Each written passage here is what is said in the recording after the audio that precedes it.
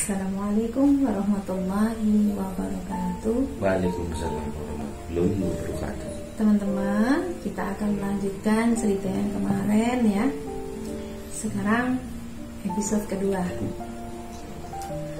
Jadi ceritanya kita kemarin baru nyampe di karantina ya. Terus setelah keluar dari karantina itu tanggal 2 Maret 2002 kemarin ya, 2002 ini sih. Nah, 2022 ya salah.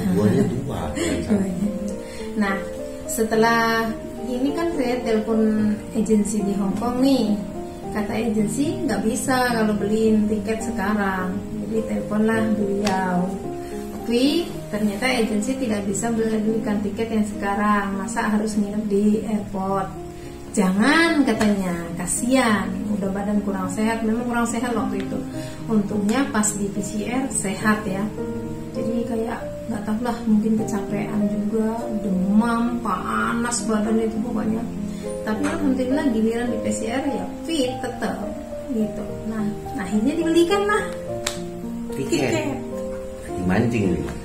Orangnya lagi mancing katanya. Ya udah dibeliin papi katanya gitu. Dah, nggak usah bingung katanya. Si aku ini yang nggak ngecek, udah dibookingin tiket, tak kulihat pula tanggalnya, langsung aja ke bandara.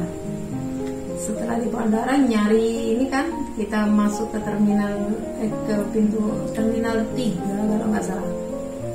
Saat di situ masuk mau check in.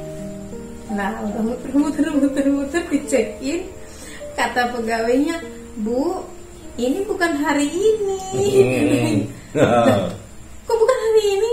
Ya ini besok penerbangan, nggak bisa, Bu. Nah, walah, sudahlah badan sakit ya di situ, HP nggak bisa dipakai. Bayangin coba mau nelpon sama siapa? Kan HP dari luar negeri kan harus ini beli email dulu, ganti email dulu. Nah itu ganti email kan belum bisa diaktifkan. Jadi selama dipakein baby nggak bisa juga, nggak bisa dihidupin HP, langsung off total. Jadi nggak bisa di wifi, nggak bisa di apalah. Nah setelah itu bingung lah aku. Tiket masa iya harus nginep di bandara? Kalau keadaan badan sehat sih nggak apa-apa ya, nggak apa-apa kalau sehat. Akhirnya ada petugas di situ, petugas bandara. Pak, bang, maaf ya saya numpang ini bang, numpang telepon sebentar nanti saya bayar. Oh iya Bu, silahkan, telepon lah. Terus akhirnya aku suruh save lah nomornya biar pakai WA biar hemat ya. Jadi lah ini tiket ini bukan tiket untuk hari ini. Ini tiket besok, sama juga masih tidur di bandara katanya. Lah masa? Ternyata yang beli pun tak sadar. Kan aneh. Jadi akhirnya aku udah ini, pokoknya udah gimana ya? Antara frustasi dan antara stres, dibilang stres ya stres karena udah capek di perjalanan, mana itu harus nginep kan, nginep di mana gitu. Lah akhirnya akhirnya ya udah tenang katanya. Di telepon kan, telepon balik akhirnya. Tenang.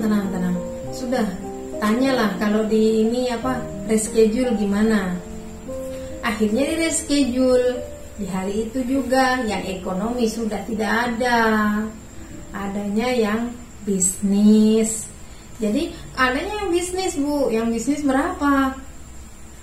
3.300.000. Padahal waktu itu berapa Pi? 600 ya.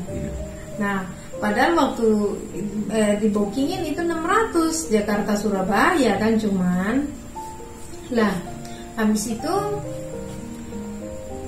terus akhirnya belilah 3.300.000 itu kubayar lagi. Bingung gimana mau ngirim duit ini lagi ini. Sudahlah tak usah bingung, masih ada duit di ini. Nariklah aku di ATM, masih ada kan duit di tabungan. Nah sudah itu ku bayarlah. Akhirnya yang tiket 600 tadi cuma dihargai 300, aku masih harus nambah 3 juta. Jadi kenangan perjalanan itu benar-benar hebat ya. Dari merasakan naik pesawat bisnis itu, jadi 3.300.000 antara Jakarta Surabaya. Nah setelah sampai di Surabaya dijemputlah oleh adik. Dijemput itu ndelalah ya, memang dasarnya perjalanan itu memang harus terhambat. Jadi ya badan sakit mana terhambat ya. Banjir di jalan, tak sampai malam jemputan itu, sampai jam 10. Setelah dijemput diajak muter-muter, yes, diajak mampir ke tempat adik juga di Pasuruan.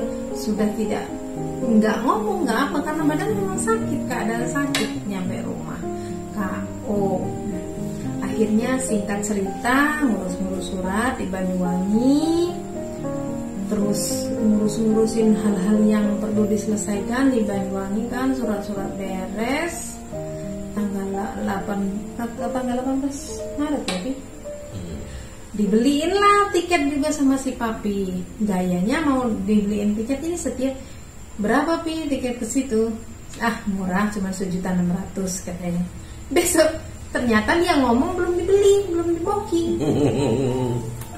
Setelah mau di-booking sudah mepet mau pergi baru di-booking. Akhirnya 2.080.000 juga pi.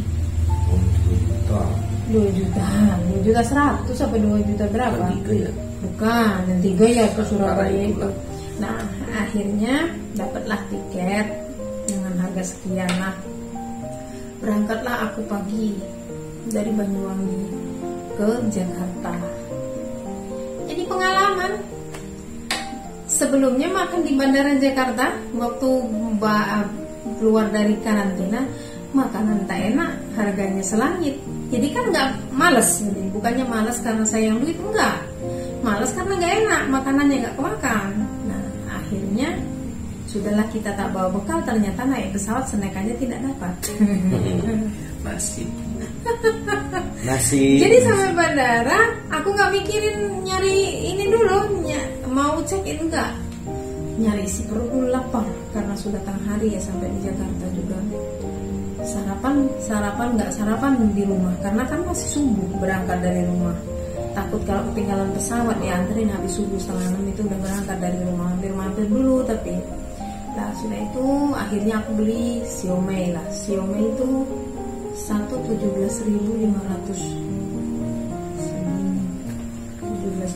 Tapi tak apalah karena perut terisi, udah minum sebotol, makan, akhirnya jalan aku. Tapi perjalanan ya namanya perjalanan di bandara, kalau kita nggak pinter-pinter banget, yang namanya calo itu kan di mana-mana.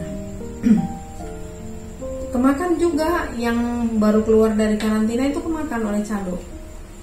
Dari dari terminal 1 ke terminal 3 kena 250.000. Pakai ini mobil pribadi kayak gitu. Ternyata satpam di situ itu udah bekerja sama mungkin kan. Kita nggak tahu sebelumnya kalau ada ini satpel. Jadi dengan PD-nya mau ditolong ini bu, ikut ini jadi telepon kan sama dia. Kita ikut, setelah turun 250 aja kak. Hah? Yang bener bang? Iya memang segitu harganya, ya udah. Ini kata temen aku, kok mahal ya mbak? Alah sudah, ini bukan ini pasti penipu. Akhirnya setelah aku pergi sendiri udah naik shuttle sana sini bebas, nggak ngeluarin duit, malahan gratis karena memang antar jemput di bandara kan. Nah itu kisahnya, berarti perjalanan ke Batam ini tanggal 18 aku berangkat ke Batam kan. Sudah sampai Jakarta, nanti dilanjutkan dari Jakarta ke Batam, akhirnya kita nikah ya. Jadi sebenarnya kalau perjalanan itu kalau diungkapin semua nggak akan selesai 10 episode, cuman takut yang nonton bosen, makanya kita singkat aja.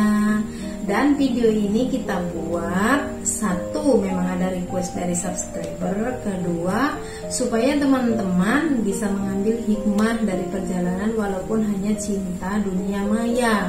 Kalau memang niat kita benar-benar lillahi ta'ala ya Pi, bisa terwujud dengan niat yang benar-benar baik tentunya. Kalau niatnya hanya untuk mencari kesenangan, untuk mencari hiburan, tentu tidak akan mendapatkan apa yang diinginkan. Tapi kalau niatnya benar-benar lillahi ta'ala, ya niat baik pasti akan berbuah baik juga. Itulah makanya